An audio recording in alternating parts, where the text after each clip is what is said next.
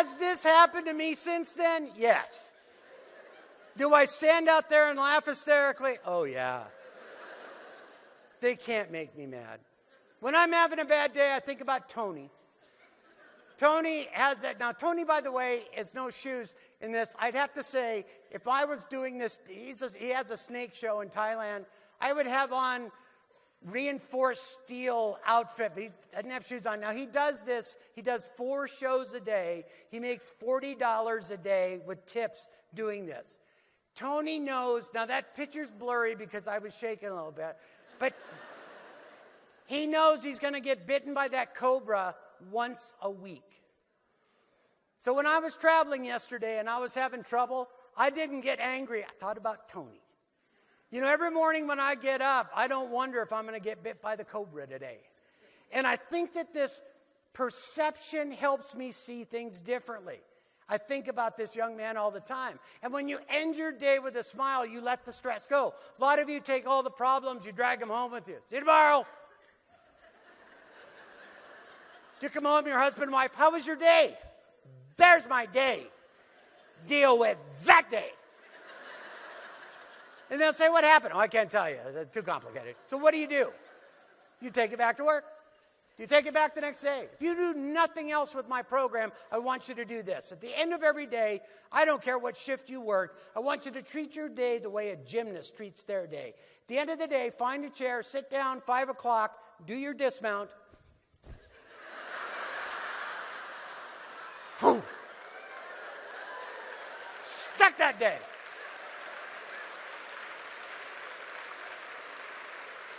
And then you turn around, you do this to the chair, and you stay. You leave it there. If you can, leave home at home, leave work at work, and leave home at home. Almost said leave stress at stress. Don't try this. I'm a professional.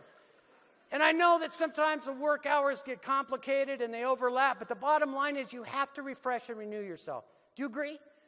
If you don't consciously work on this, your head's going to blow up. It's a fact of life. You see it all the time. So rule number 1 is have fun. Say it. The better you are at having fun, I think the better you are at your job. When you're really good at your job, really good, I think that's fun. You know, I've been working hard I study neurolinguistic programming and psycholinguistics about how the human brain works and about how language works to get better at what I do up here. And the better I am, the more fun I have. You know, every time when they call my name, I can't wait to come out here because I know I'm going to have fun. And I think it's a different thing when you dread it. You know, I watch people go into the offices every day. I watch them park their cars and it's like, only 30 more years to retirement, you know.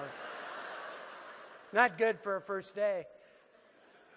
For me, I'm always looking at different ways to have fun. I love lattes, but I don't just order a latte. I ask the barista if they'll make my likeness in the foam. I have hundreds of pictures like this. And then I tip them $2, $3, so it's only like $39.95 or something like that. The best way to deal with change is to be really resourceful. This is my luggage. A lot of you have black roller bags.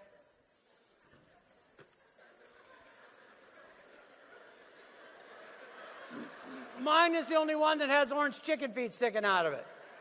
Isn't this a good sign to have too? Why is there orange chicken feet sticking out of my bag? I can spot this thing a mile away. But the reason I did it isn't because of that. It's because of this. You go to get on the airplane. You put your bag in, wheels first like this. If it doesn't fit, what do? You got to move it sideways like this.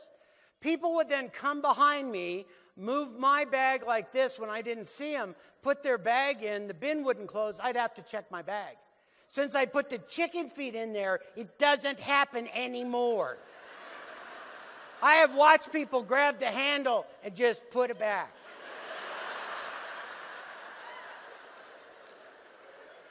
Problem solved. And you know, the fun part too is I don't mess with TSA, but you go through security. They always say this, man, look in your bag. Now seriously, what are your options? You know, oh, don't look in there. Scary things. This young man in Denver takes the rubber chicken out. He's not even surprised it's a whole rubber chicken. He takes it out.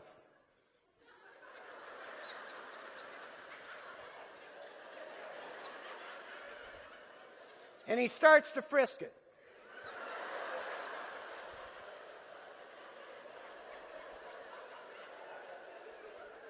Really carefully.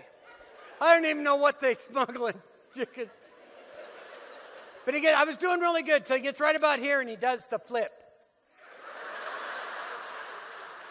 Like he does it all the time. And he goes right down to the toenails.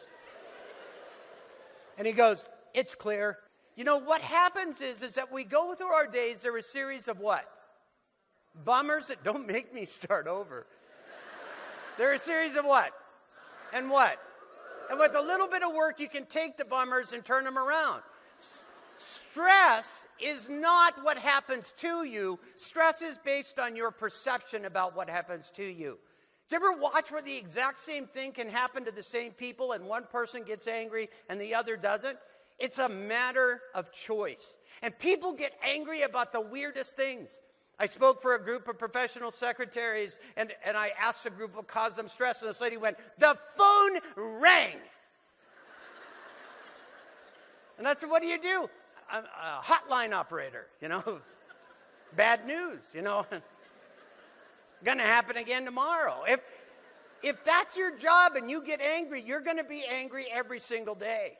And so what we start doing is you realize your perception is something you have a lot of control of. And these two words can change your life. This bummer woohoo concept is so simplistic, and yet it really does work. And I just came from Vegas. Let's not show that to IRS. But some of you are going too late. All right, so here's another thing. We all smile and laugh in the same language.